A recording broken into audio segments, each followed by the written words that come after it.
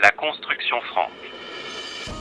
La chute de l'Empire romain d'Occident a changé le paysage de l'Europe et du monde. Le Moyen Âge s'annonce un moment de désordre en l'absence de l'autorité romaine vers Occident.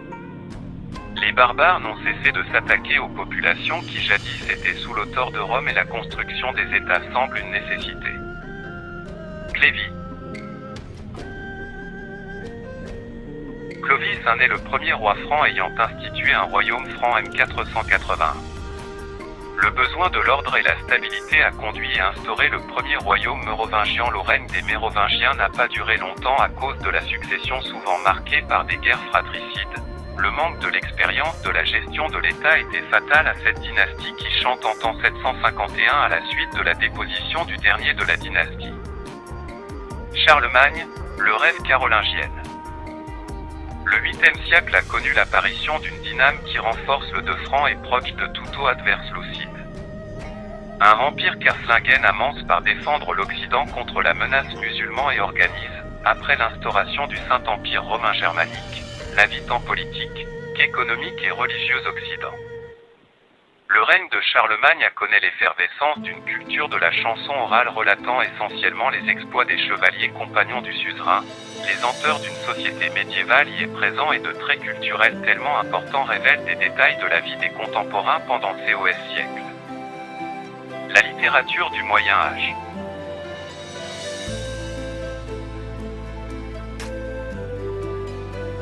De gesta, exploit guerrier, latin, la chanson de geste est l'archétype de une littérature guerrière. Chantée par les trouvères, cette chanson tourne autour des exploits guerriers des chevaliers compagnons de Charlemagne.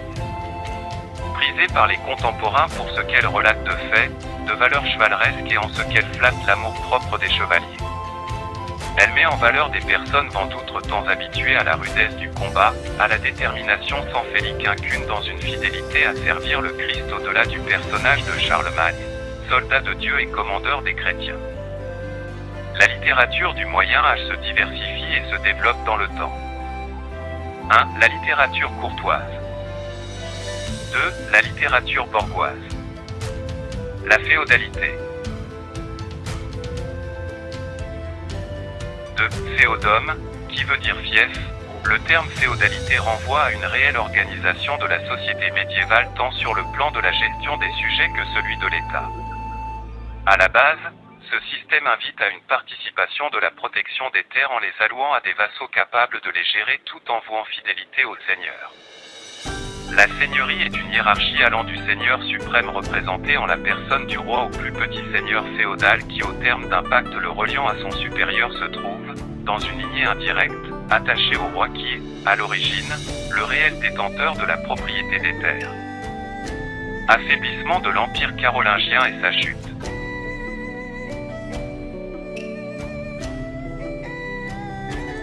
La chute du royaume carolingien arrive vers la fin du Xe siècle. Le règne de Charles le Simple semble éclaircir la situation d'affaiblissement que traversait la France. Le roi de France n'avait pas les moyens humains et financiers pour répondre aux attaques des Normands. L'absence de l'autorité royale effective sur les fiefs a également accéléré le processus de morcellement du royaume carolingien. Ce moment d'affaiblissement a permis la naissance d'une nouvelle dynastie à partir de 987 avec l'élection du Capet comme premier roi capétien. L'héritage gréco-romain résume.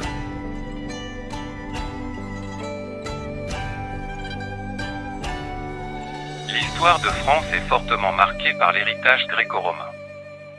La langue française est une langue latine à l'origine. Personne ne peut nier ou négliger la présence importante de la latinité autant dans la langue que dans la culture, les traditions, la gastronomie, les rites divers et même la religion. La séparation de cet héritage ne se fait pas même à la suite de l'effondrement de l'Empire romain d'Occident au 5 siècle. Le monde gréé.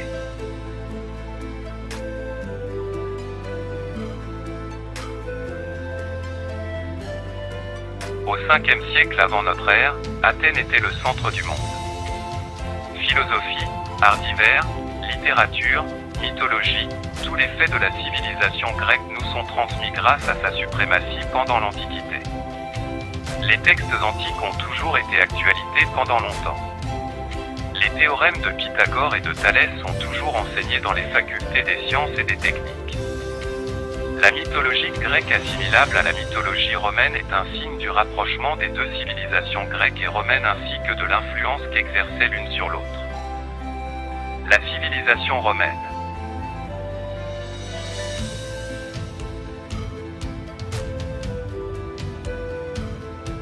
La latinité marque indéniablement l'histoire et la culture française. L'histoire de Rome, ses conquêtes pendant l'Antiquité et sa culture sont tellement présentes dans la culture de la France contemporaine. Les conquêtes romaines ont permis de romaniser la Gaule, guerre des Gaules -54/58, et d'assujettir à la volonté de Rome les peuples de la région. Soumis bon gré mal gré aux Romains, les Gaulois ont adopté la latinité dans toutes ses formes, culture, théâtre, langue, poésie, mythologie, tout a été bien accueilli dans une volonté de retrouver le chemin de la civilisation. Les villes romaines construites attestent du désir de propager la romanité par les peuples dominés en Occident. Les croyances.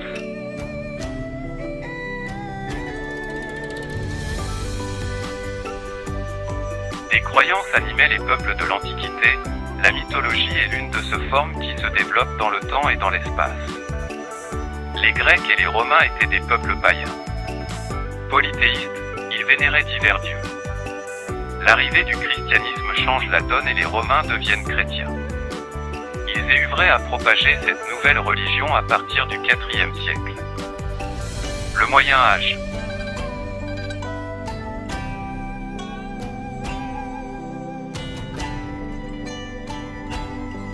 Le Moyen Âge a été un moment sombre dans l'histoire de l'Occident. Les peuples d'Occident ont connu tous les malheurs en ce moment de l'histoire, l'instabilité, la pauvreté, la peste noire, les guerres pour divers motifs et le contrôle illimité de l'Église. Les populations d'Occident n'ont pas trouvé la paix et la prospérité tant attendues que vers la fin de ces 10 siècles d'ignorance. Le Moyen Âge a façonné tout de même le paysage politique de l'Europe de la Renaissance et des siècles suivants.